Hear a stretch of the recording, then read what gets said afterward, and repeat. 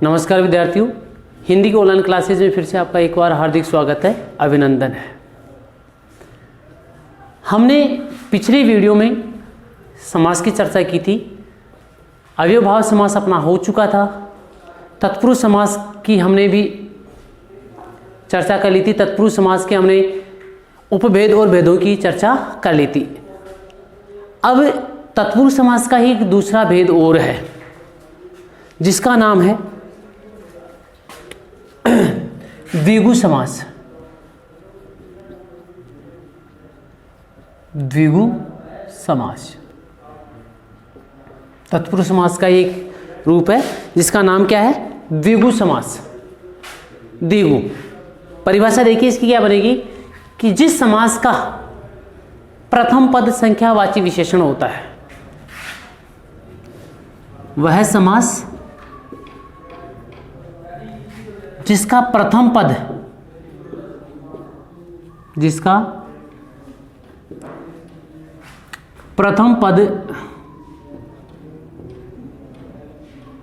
संख्यावाची विशेषण होता है। संख्यावाची विशेषण होता है।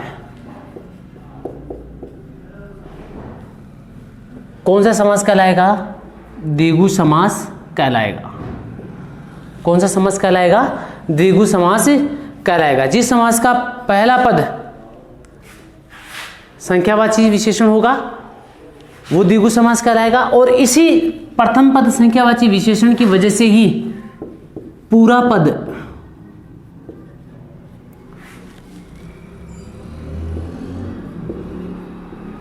समूह या समाहार का बोध कराएगा।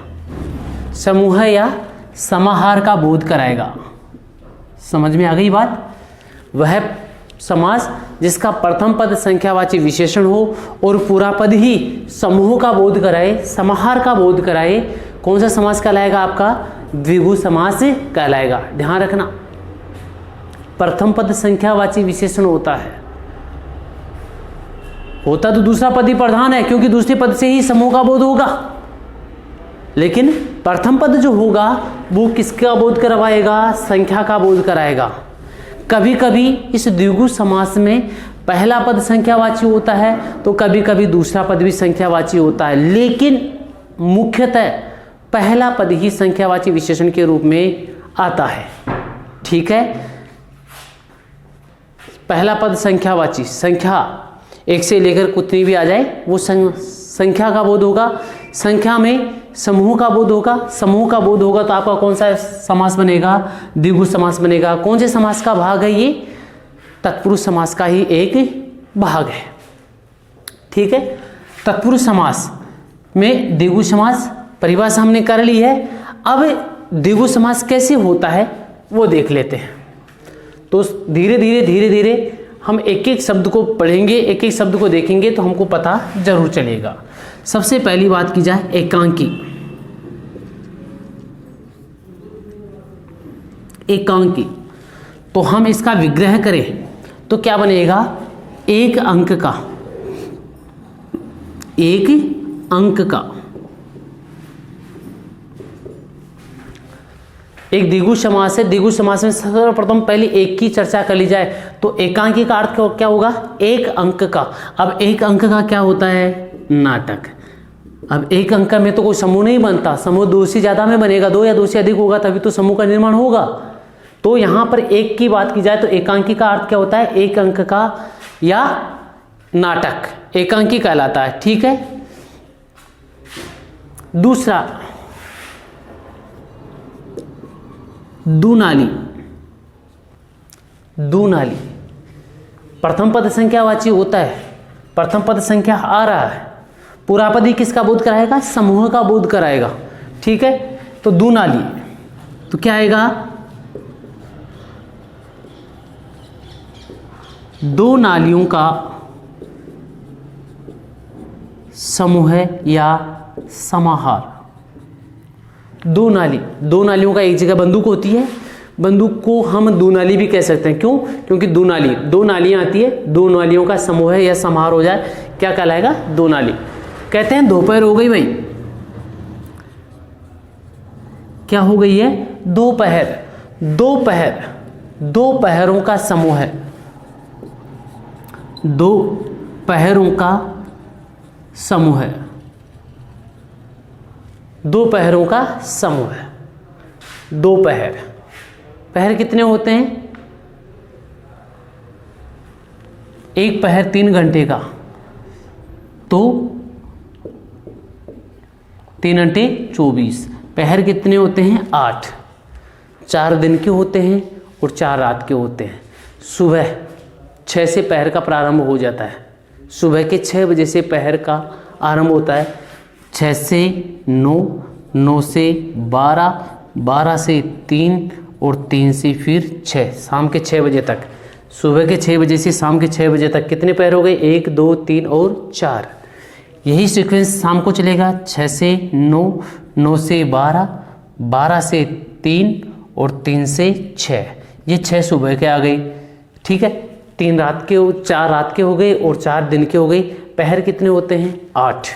तो यहाँ दोपहर, यानी 2 पहर पूरे हो गए, तो वो क्या हो गए? 2 पहरों का समूह है या समाहार, ठीक है। त्रिगुण,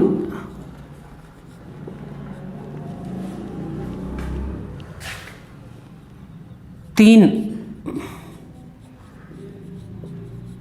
गुणों का समूह है। त्रिगुण, त्रिगुण का मतलब 3 गुणों का समूह है। 3 गुणों का समूह है जो है वो कौन कौन से हैं भाई?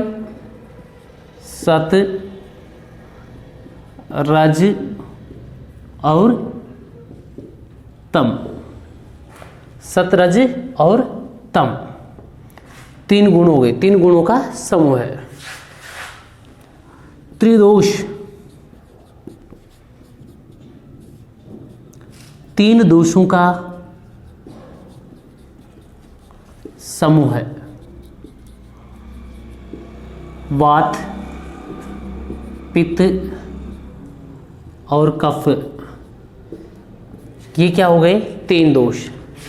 समूह का बोध हो रहा है। पहला पद ही क्या आ रहा है? संख्यावाची आ रहा है। क्लियर है? आगे और देखिए, पूरी गिनती के अकॉर्डिंग हम कर लेते हैं, समझ में अच्छी तरह से आ जाएगा।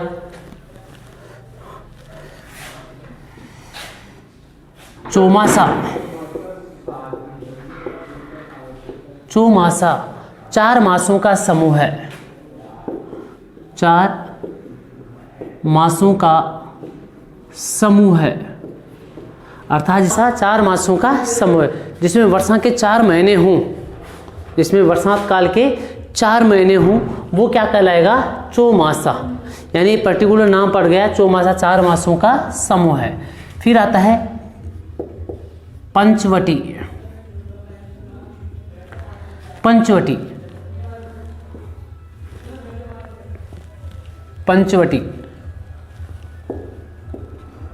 5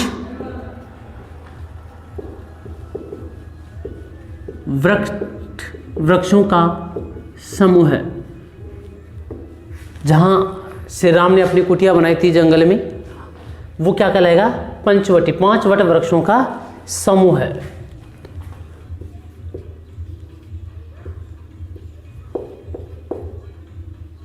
षड्यंत्र, षड्यंत्र 6 यंत्रों का समूह है। कोई मेरे प्रति षड्यंत्र रच रहा है। कोई मेरे प्रति क्या रच रहा है? षड्यंत्र। हम ये तो गलत है कि मेरे प्रति षड्यंत्र रच रहा है, लेकिन इस षड्यंत्र में 6 यंत्र कौन कौन से हैं? 6 यंत्र। तो 6 यंत्रों के नाम हैं साम, दाम, दंड, भेद। साम, दाम, दंड, भेद। अस्त्र और शस्त्र कितने हो गए? 6। 1, 2, 3, 4, 5 और 6, ये षड्यंत्र होता है। यानी आपने पूरी तैयारी के साथ कोई व्यूह रचना बनाए, वो कहलाता है षड्यंत्र, ठीक है। सप्ताह है, सप्ताह है, 7 अहों मतलब दिन या दिनों, 7 दिनों का समूह है, 7 अहों का समूह या 7 दिनों का समूह है। ठीक है। अष्ट सिद्धि,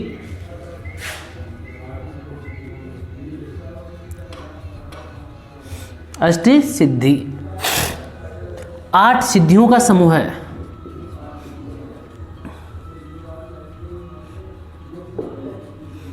8 सिद्धियों का समूह है।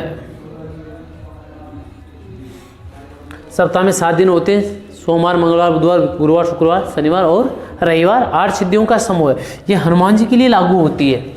अष्ट सिद्धि नवनिधि के दाता, असवर दीन जानकी माता। तो 8 सिद्धियों के दाता, 9 निधियों के दाता है। तो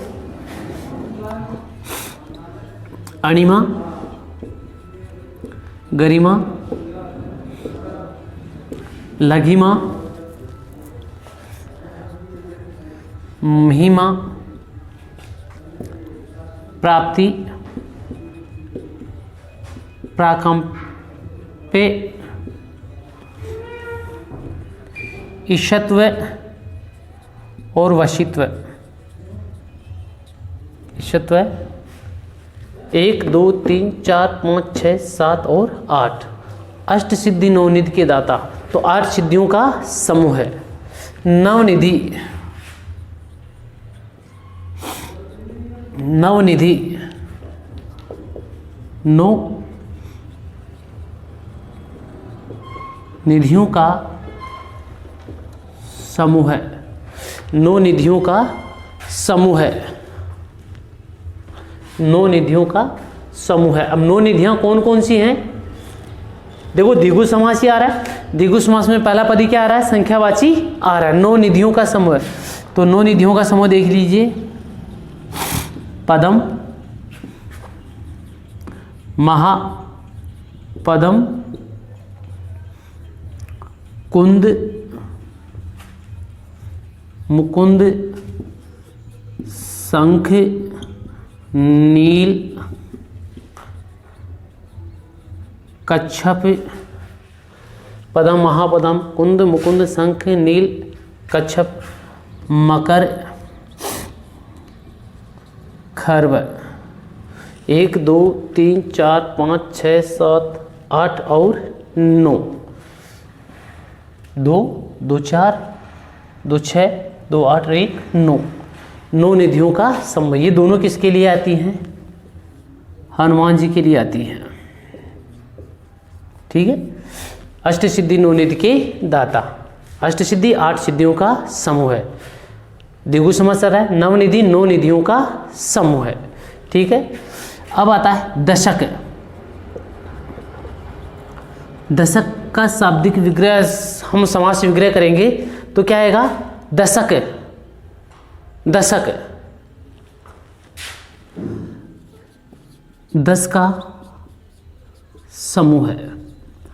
दशक का मतलब क्या होता है? 10 का समूह है। लेकिन बात आ जाए दशाब्दी की,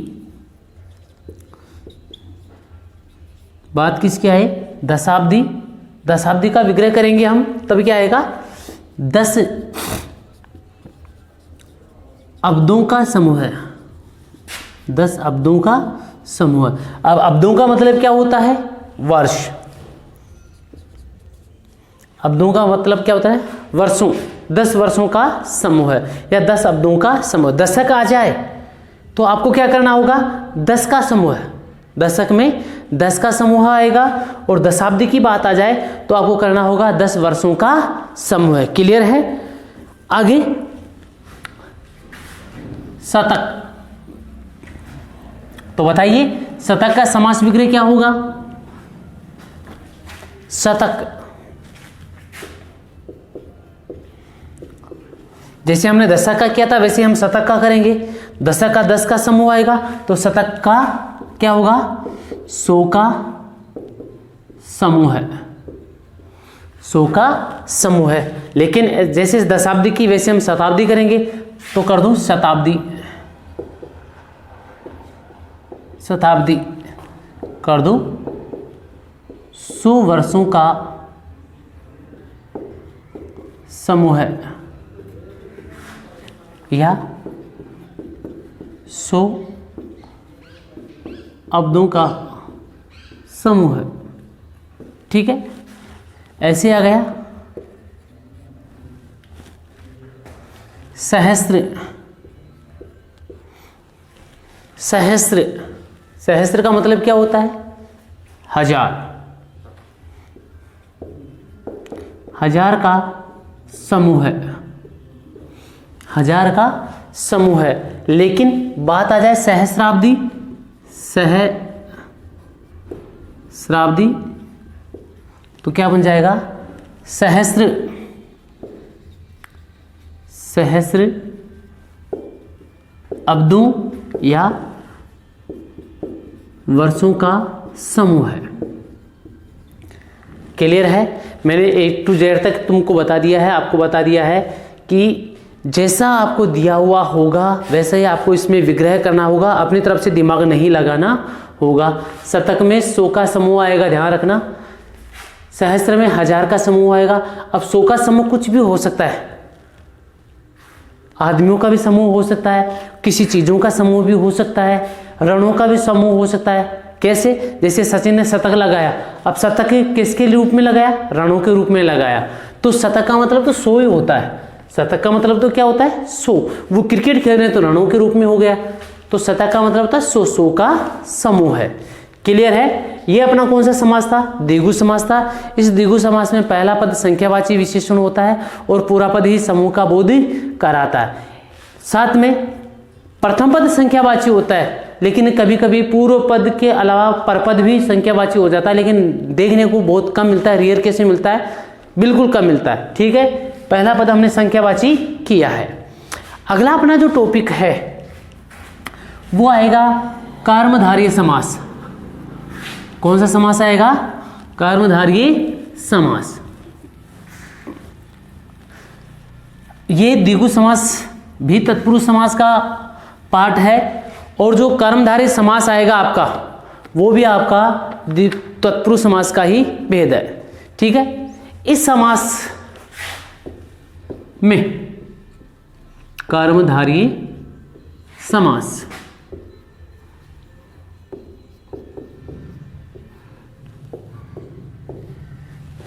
ठीक, कर्मधारय समास की क्या होगी कि वह समास जिसमें प्रथम पद विशेषण के रूप में होता है, वह समास जिसमें प्रथम पद विशेषण के रूप में होता है और द्वितीय पद विशेष्य के रूप में होता है, वह कर्मधारय समास कहलाता है।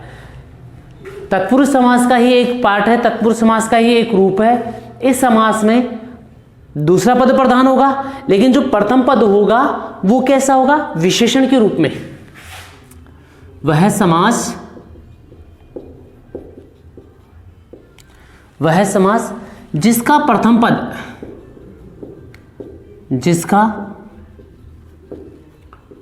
पद विशेषण व द्वितीय पद विशेष्य के रूप में होता है। द्वितीय पद विशेष्य के रूप में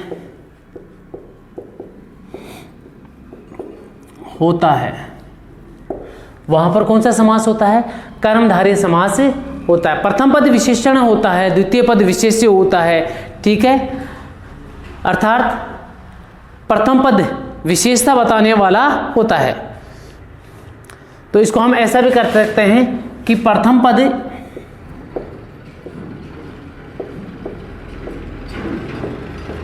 उपमान या विशेषण के रूप में होता है।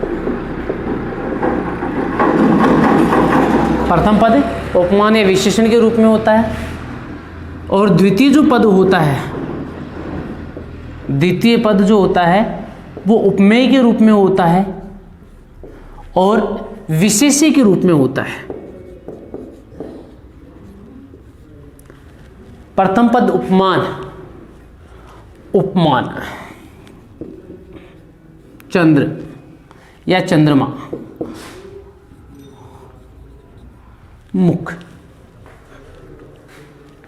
ध्यान दीजिए, हमने बात की कि वह समाज जिसका प्रथम पद विशेषण होता है और द्वितीय पद क्या होता है, विशेष्य होता है। प्रथम पद विशेषता बताने वाला होता है, किसकी, किसी संज्ञा की, किसी व्यक्ति की, किसी वस्तु की, किसी व्यक्ति की या किसी वस्तु की जो विशेषता बताने वाला होता है, वो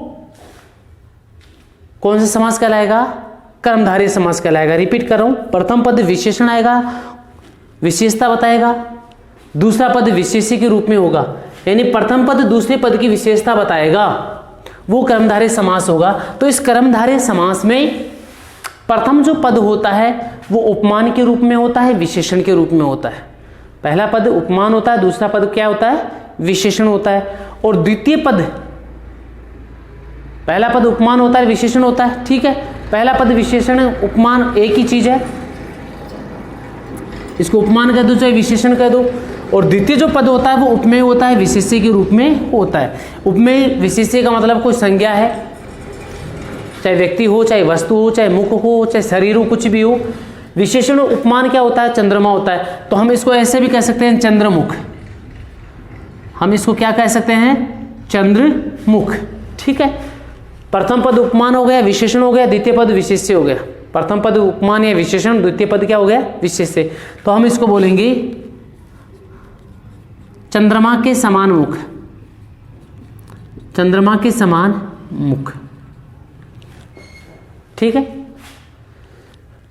कभी कभी इसको ऐसे भी लिख सकते हैं, मुख चंद्र, मुख चंद्र। तो हम इसको बोलेंगे चंद्रमा रूपी मुख, चंद्रमा रूपी मुख। बोलने का ढंग वही आएगा, पहले उपमान बोला जाएगा, पहले क्या बोला जाएगा, उपमान ही बोला जाएगा, बाद में क्या बोला जाएगा, उपमेय बोला जाएगा, बाद में क्या बोला जाएगा, उपमेय, ठीक है। तो वह समास जिसका प्रथम पद विशेषण होता है, द्वितीय पद विशेष्य होता है, कर्मधारय समास कहलाता है। अब ये कर्मधारय समास कैसे बनता है वो देखते हैं। जैसे हमारी नीली गाय, हमने पहला ही पद क्या लिखा है, नीली गाय, नीली गाय। प्रथम पद विशेषण, द्वितीय पद विशेष्य। प्रथम पद क्या आया, विशेषण, और द्वितीय पद क्या आया, विशेष्य। पद कितने हुए, दो, पद कितने हुए, दो। पहला पद और दूसरा पद, पूर्व पद अपर पद। तो हम इसको अलग अलग करेंगे, इसका समास विक्रय करेंगे, तब क्या बनेगा, नीली है जो गाय, नीली है जो गाय, नीली है जो गाय। है जो का इसमें क्या आ गया, समास विग्रह करते समय प्रयोग हो गया है, क्लियर है। नीली है जो गाय, जैसे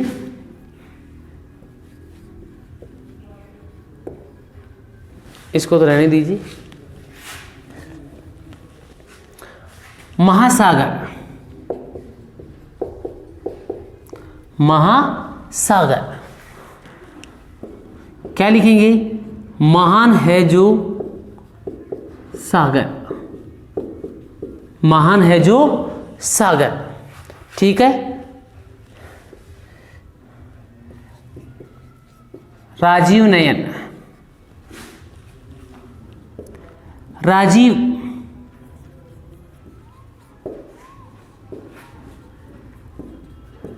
के समान है जो नयन, राजीव के समान है जो नयन। अब राजीव क्या होता है, कमल, राजीव का मतलब क्या होता है, कमल। परमाणु,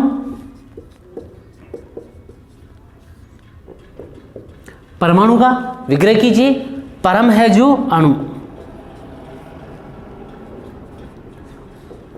अणु, परम का मतलब सूक्ष्म, छोटा, परम है जो अणु, ठीक है।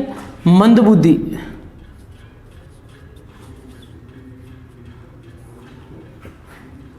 मंद है जो बुद्धि, मंद है जो बुद्धि, मंद है जो बुद्धि। समझ में आ रहा है? परमाणु परम है जो अणु, राजीव नयन राजीव के समान है जो नयन, महासागर महान है जो सागर, नीली गाय या नीली गाय नीली है जो गाय। इसके अलावा उदयाचल, उदयाचल, उदय होता है, उदय होता है सूर्य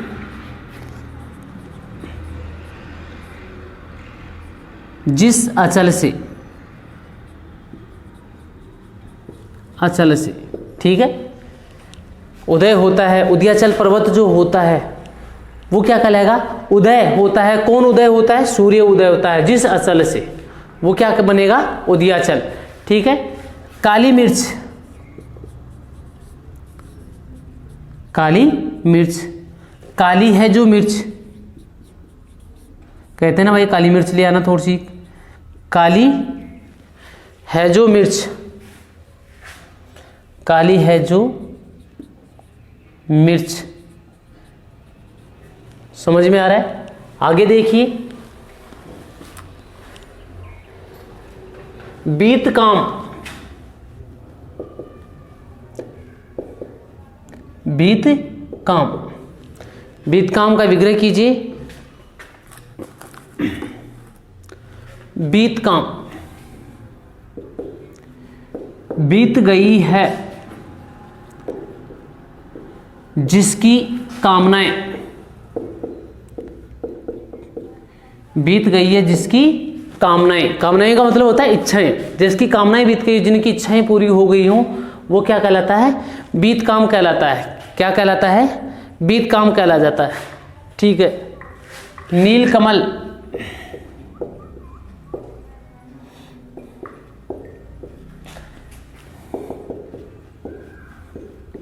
नीला है जो कमल, नीला है जो कमल। परमात्मा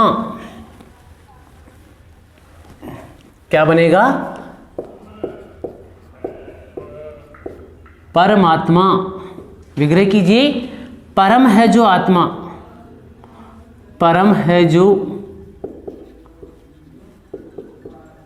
आत्मा। मंदाग्नि, मंदाग्नि, विग्रह कीजिए।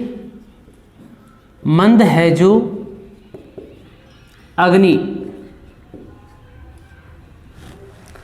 बात समझ में आ गई? अब ये तो मैंने हल्की फुल्की क्या बता दिए, इसके उदाहरण बता दिए हैं। इस समाज से संबंधित रूपक अलंकार का प्रयोग होता है। कौन से अलंकार का? रूपक अलंकार का प्रयोग होता है, और कभी कभी उपमा अलंकार का प्रयोग होता है। ध्यान दीजिए, रूपक अलंकार में पहला पद उपमेय होता है और दूसरा पद उपमान होता है। पहला पद उपमेय होता है। कैसे? जिसे क्रोधाग्नि, जैसे क्रोधाग्नि। पहले तो आप उपमा अलंकार को देखिए। उपमा अलंकार में चंद्रमुख, चंद्रमुख, तो हम इसका विग्रह क्या करेंगे? चंद्रमा के समान है जो मुख। इधर ही लिख लेते हैं हम।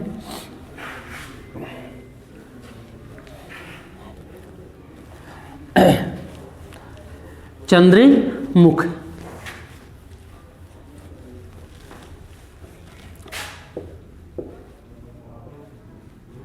चंद्रमुख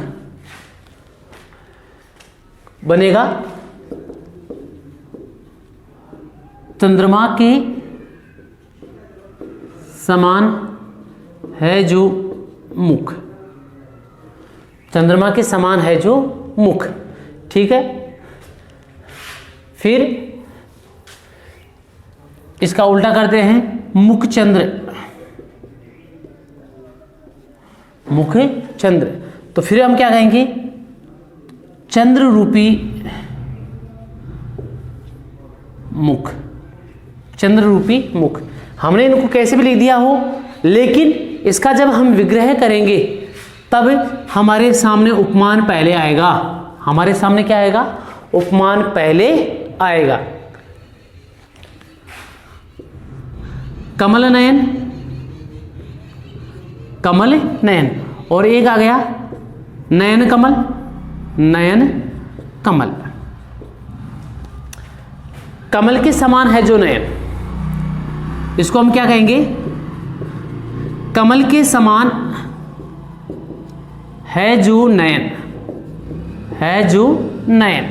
यानी पहले क्या आया, उपमान पहले आया, विशेषण पहले आया, और इसकी बात हम चर्चा करेंगे तो भी क्या आएगा, कमल रूपी नयन, कमल रूपी नयन, कमल रूपी नयन,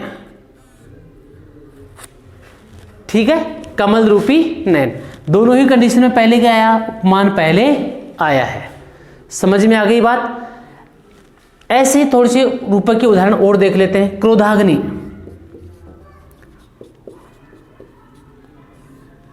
क्रोधाग्नि, क्रोधाग्नि। अब क्रोध और अग्नि दो चीजें हैं, क्रोध और अग्नि दो चीजें हैं, क्रोध और अग्नि दो चीजें हैं, तो इनको उपमेय कौन सा है, उपमेय यह रहेगा, और उपमान क्या रहेगा, अग्नि। अग्नि अपने आप में वैसे जलाने वाली है, लेकिन यहां क्रोध की बात की जा रही है, उपमेय क्रोध रहेगा, तो इसका विग्रह हम करेंगे तब कैसे बनेगा, तब कैसे बनेगा, देखिए, अग्नि रूपी क्रोध, अग्नि रूपी क्रोध। क्लियर है। कोई सी भी कंडीशन हो, दोनों ही स्थितियों में पहले विशेषण आएगा और बाद में क्या आएगा, विशेष से आएगा। दोनों ही स्थिति में, चाहे रूपक अलंकार हो चाहे उपमा अलंकार हो। लिखने में हम कैसे लिख सकते हैं, लेकिन इसका विग्रह करेंगे तब उपमान ही पहले आएगा और उपमेय बाद में आएगा। कोई समस्या है? चलिए आगे देखते हैं। इस कर्मधारय समास में, इस कर्मधारय समास में जो पहला पद होता है वो विशेषण होता है, दूसरा पद विशेष्य होता है, ये हमने चर्चा की है। लेकिन रूपक अलंकार की बात करें तो थोड़ा सा इसमें डिफरेंट आ गया। हम विग्रह करेंगे तब इसमें उपमान पहले आएगा और में बाद में आएगा। हम क्या करेंगे, जब रूपक अलंकार की बात करेंगे तब हम करेंगे कि उपमेय पहले आएगा और चंद्र बाद में, उपमान बाद में आएगा, ठीक है। लेकिन विग्रह करतेंगे तब चंद्रमा पहले आ जाएगा, मुख बाद में आ जाएगा, ये बात की है। लेकिन कभी कभी क्या होता है स्टूडेंट्स कि इसमें उपमेय होता ही नहीं है, इसमें उपमेय होता ही नहीं है, क्यों, दोनों जो पद होते हैं वो उपमान के रूप में ही होते हैं, विशेषण के रूप में ही होते हैं। दोनों पद किसके रूप में होता है, उपमान के रूप में होता है, ठीक है। अब उपमान के रूप में होता है तो वो कैसे बनता है, जैसे बात आती है शीतोष्ण। देखो ये द्वंद्व समास का भी एक पार्ट है।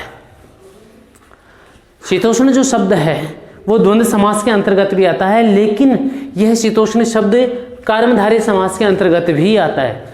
तो द्वंद्व समास के अंतर्गत तो क्या चला जाएगा, शीत और उष्ण, शीत और उष्ण, शीत और उष्ण, और शब्द का प्रयोग हो गया तो द्वंद्व समास में चला गया, ठीक है, कोई बात नहीं।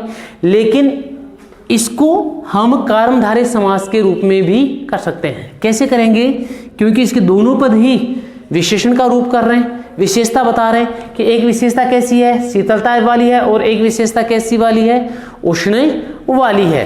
क्लियर है, समझ में आ रहा है। यानी एक विशेषता शीतलता देने वाली और दूसरी विशेषता कौन सी है, उष्णता देने वाली है, ठीक है।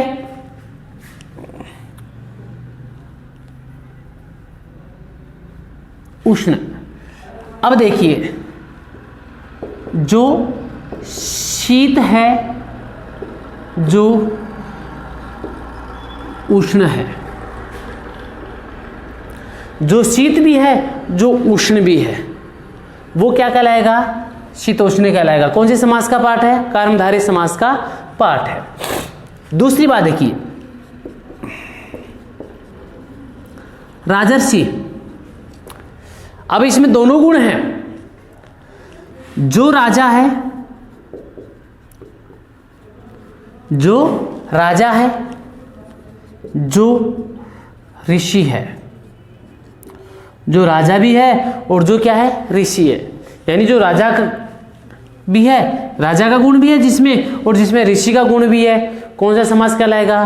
कर्मधारय समास बनेगा। क्लियर है? देखिए, हम कहते हैं कि मैंने सफेद झक कपड़ा खरीदा। मैंने क्या खरीदा है? सफेद झक, सफेद झक। अब सफेद झक कपड़ा खरीदा है, तो सफेद झक मतलब जो सफेद है, जो अत्यधिक सफेद है, यानी सफेद से भी ज्यादा सफेद क्या कहलाएगा? सफेद झक कहलाएगा। अर्थात जो सफेद है, जो झक है,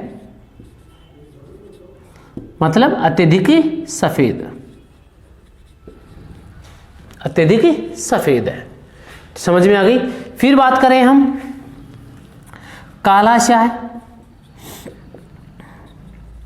मैंने काला स्याह शब्द देखा, बिल्कुल काला स्याह है, काला स्याह है।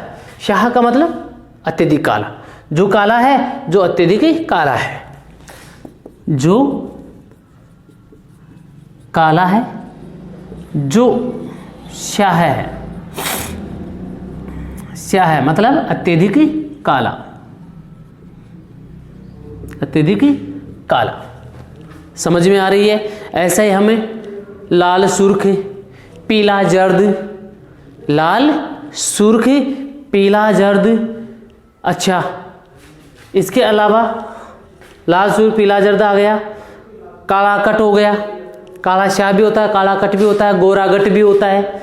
ये सारे पद भी किसके अंतर्गत जाते हैं? कर्मधारय समास के अंतर्गत जाते हैं। रिपीट कर रहा हूं, कर्मधारय समास में पहला पद जो होता है वो विशेषण होता है, और दूसरा पद होता है वो विशेष्य होता है। पहला पद दूसरे पद की विशेषता बताने वाला होता है, जो तत्पुरुष समास का ही एक पार्ट है, एक रूप है।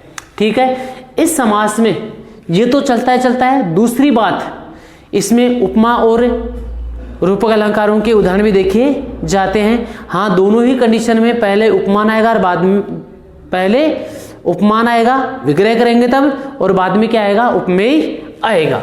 इसके अलावा इस समास से संबंधित दोनों पद भी, कभी कभी दोनों पद भी उपमेय न होकर के उपमान के रूप में ही प्रस्तुत होते हैं, विशेषण के रूप में ही प्रस्तुत होते हैं। जैसे हमने बात की शीतोष्ण की, जैसे बात की राजर्षि की, सफेद झक की, काला स्याह की, गोरा गट की, लाल सुर्ख की, पीला जर्द की। ये सारे के सारे जो उदाहरण हैं वो भी किसके अंतर्गत जाते हैं? कर्मधारय समास के अंतर्गत जाते हैं। आज हमने दो समासों की चर्चा कर ली है, एक द्विगु समास की और एक कौन सी समास की? कर्मधारय समास की। ये दोनों समास तत्पुरुष समास के अंतर्गत ही आते हैं। अब अपने दो समास और बच गए हैं, एक द्वंद्व समास और एक बहुब्रीहि समास।